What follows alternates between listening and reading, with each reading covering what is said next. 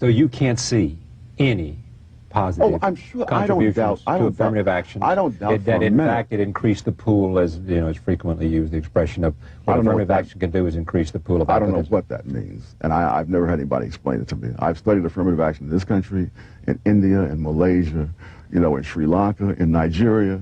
They have some version of it in Israel. Well, I'm going to explain as it was explained to me.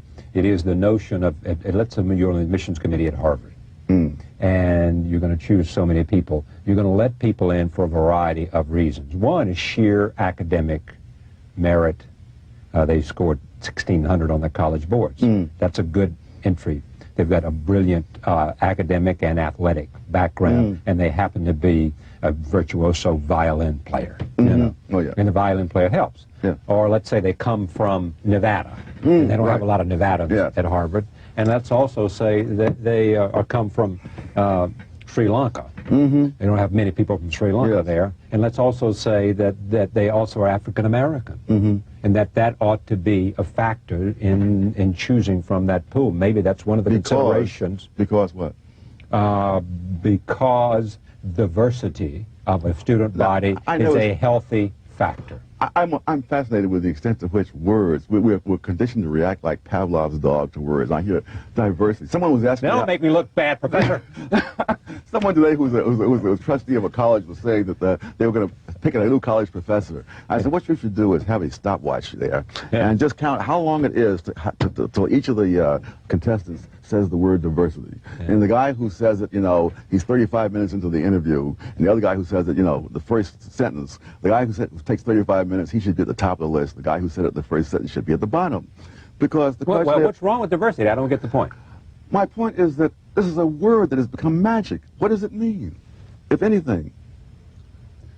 Are you saying to me that all black people are alike, therefore you've got to mix and match by race?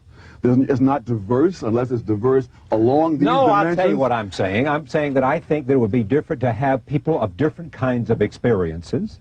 And we mentioned Sri Lanka, didn't we? And you know, and it'd be interesting to have some people with an Asian background. Wait, an Asian background, African American, people that come from Fifth Avenue and Park Avenue, as well as from Henderson, North Carolina. All of that would make a healthy student body.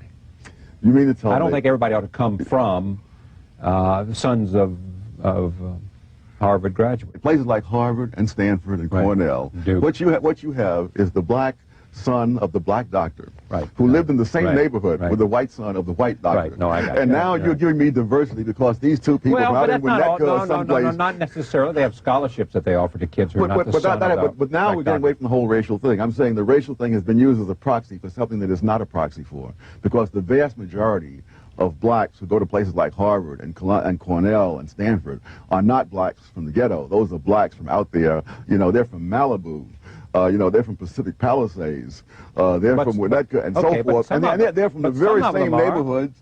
They're from the very same neighborhoods as the whites are there. And so now you call it diversity because you see something with the naked eye.